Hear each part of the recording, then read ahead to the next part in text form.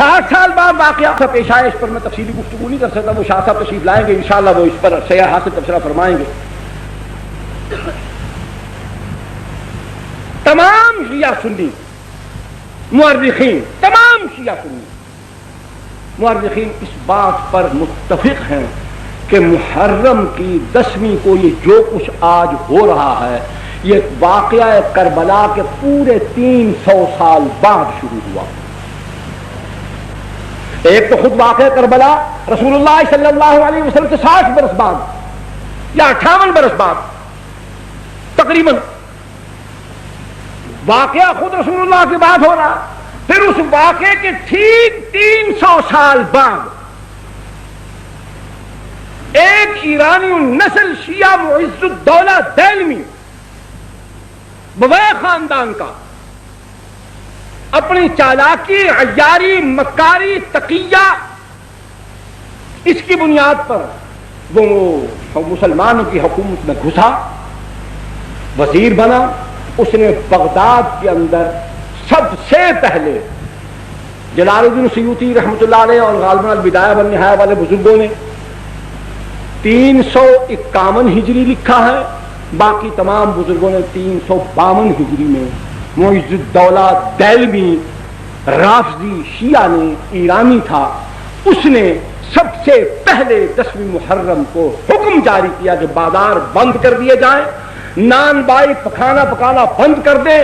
حکمن کہا کہ عورتیں اپنے سروں کو کھول کر، بالوں کو بکھرا کر، سیاہ لباس پہن کر، سروں میں خاک ڈالتی ہوئی، منہ پر تھپڑ مارتی ہوئی، اپنے کپڑے چاک کرتی ہوئی بازار میں نکلے۔ یہ حکمن اس نے کرایا۔ نمبر 2، سب سے پہلے قبہ گنبد نما ایک گنبد بنوا کر شہر کے چوک میں رکھوایا، اس پر ٹاٹ ڈالے، وہ نمونہ بنایا سیدنا حسین رضی اللہ تعالیٰ عنہ کے مزار کا۔ یہ پہلا کام بھی اسی نے کیا۔ تیسرا، اپنے دور حکومت کے اندر بغداد کی تمام مساجد کے دروازوں پر تمام صحابہ کرام بالخصوص سیدنا معاویہ رضی اللہ تعالیٰ عنہ پر لعنت لکھی ہوتی تھی۔ یہ معز الدولہ دیلمی حرام خور خنزیر، سب سے دنیا کا کوئی مورخ یہ بات ثابت نہیں کر سکتا، قسم خدا کی کھا کر کہتا ہوں، میں غریب آدمی ہوں، نقد دینے کا دعویٰ نہیں کر سکتا، میں جھوٹا ثابت ہو جاؤں تو سر بازار مجھے 100 کوڑے مارتے ہیں۔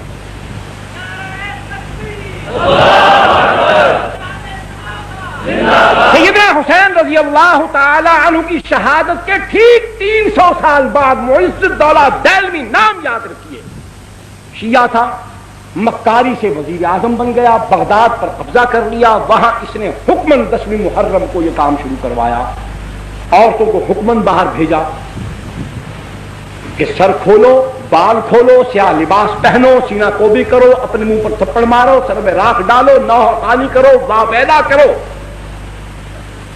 پھر سمجھ لو کہ یہ کیا آسان طریقہ تھا کہ جب عورتیں نوجوان ہوں، خوبصورت ہوں، سیاہ لباس ہو، بال کھلے ہوں، وہ واویلا کرتی ہوں تو تماشا ہوگا کہ نہیں ہوگا؟ دیکھنے والا کون کون شیطان کہاں کہاں سے اٹھ کر نہیں آئے گا؟ اور یہاں تو وہ کیا ہے آگے اس حالت میں، وہ یاد نہیں آ رہا، فارسی کا شعر ہے کہ بڑے بڑے عباد اور زہاد جو ہوتے ہیں ان کا وضو بھی ٹوٹ جاتا، تسبیحیں ہاتھ سے چھوٹ جاتی ہیں۔ اس انداز میں اگر بازار کے اندر حسن کی فراوانی ہو اور جلوہ یار یوں حشر بدامہ ہو کر نکلے تو پھر کہاں کون ٹھہر سکتا ہے؟ بغداد کی سرزمین، بادشاہ کا حکم، اقتدار کا حکم، پھر کون نکلا ہوگا اور کس کس کو نکالا گیا ہوگا؟ کیسی کیسی ڈھونڈ ڈھونڈ کر نکالی ہوں گی، کیسے کیسے جلوے مہیا کیے گئے ہوں گے، کیسی کیسی افسرائیں نرتقیں دکھاتی ہوئی وہاں جلوہ افروز ہوئی ہوں گی۔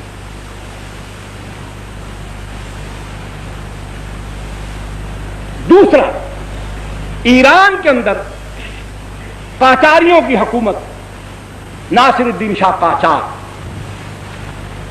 اس نے اپنے دور حکومت کے اندر باوجود اس کے سنیے، باوجود اس کے کہ وہ قاجاری رافضی تھے، شیعہ تھے، نسل در نسل سارے قاجار شیعہ حکمران آئے، صفوی خاندان،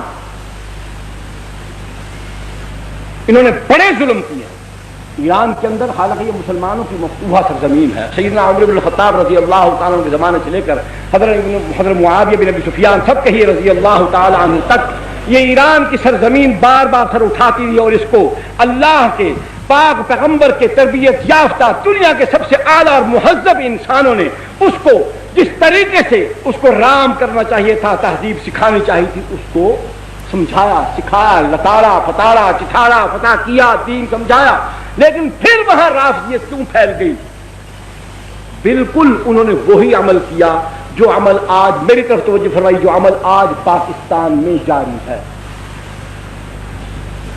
انہوں نے وہاں سنی مسلمان عوام کو کچھ نہیں کہا، صفوی خاندان کے بادشاہوں نے 20,000 سے زائد علماء کو قتل کر دیا، صرف علماء کو قتل کیا۔ تو علماء کے قتل ہو جانے کے بعد نہ دین بتانے والا کوئی ہوگا، نہ سمجھانے والا کوئی ہوگا، تو پھر جو ہم کہیں گے وہ خود بخود لوگ قبول کرتے چلے جائیں۔ بیداری تو علماء پیدا کرتے ہیں، علم ان کے پاس ہوتا ہے، سمجھاتے وہ ہیں، پڑھاتے وہ ہیں۔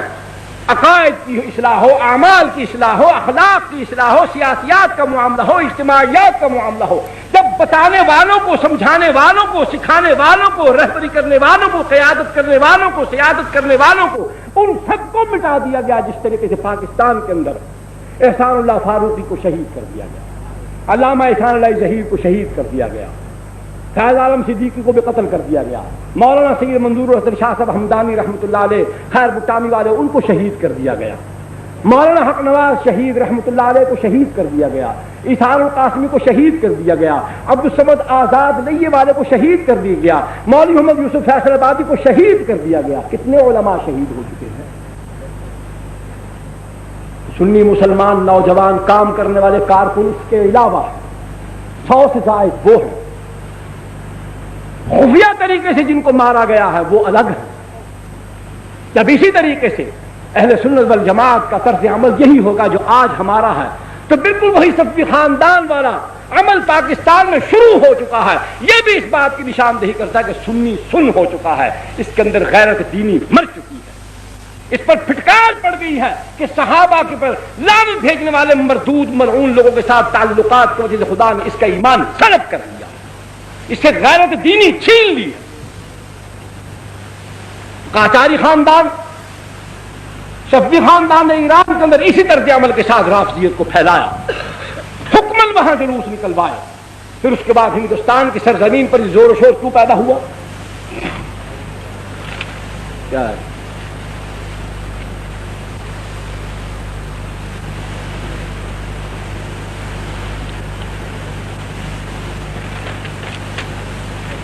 ہندوستان کے اندر بھئی آپ توجہ میری طرف رکھیں، کان اور آنکھ میری طرف رکھیں، ہاتھ جیب میں ڈالتے جائیں، اس پر میں کوئی اعتراض نہیں کرتا۔ بالکل جی، بسم اللہ۔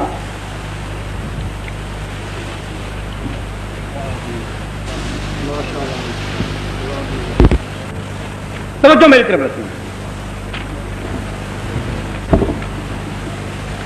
یہ بیٹھو۔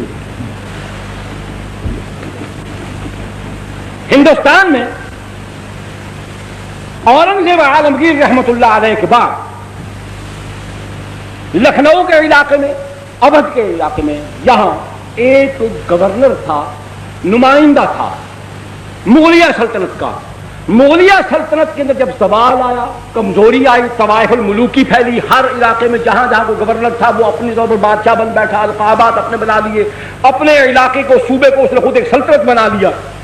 یہ دور تھا، حکومت کمزور ہو گئی، تو وہاں پر بہمنی خاندان جو تھا انہوں نے لکھنؤ، جونپور اور فیض آباد،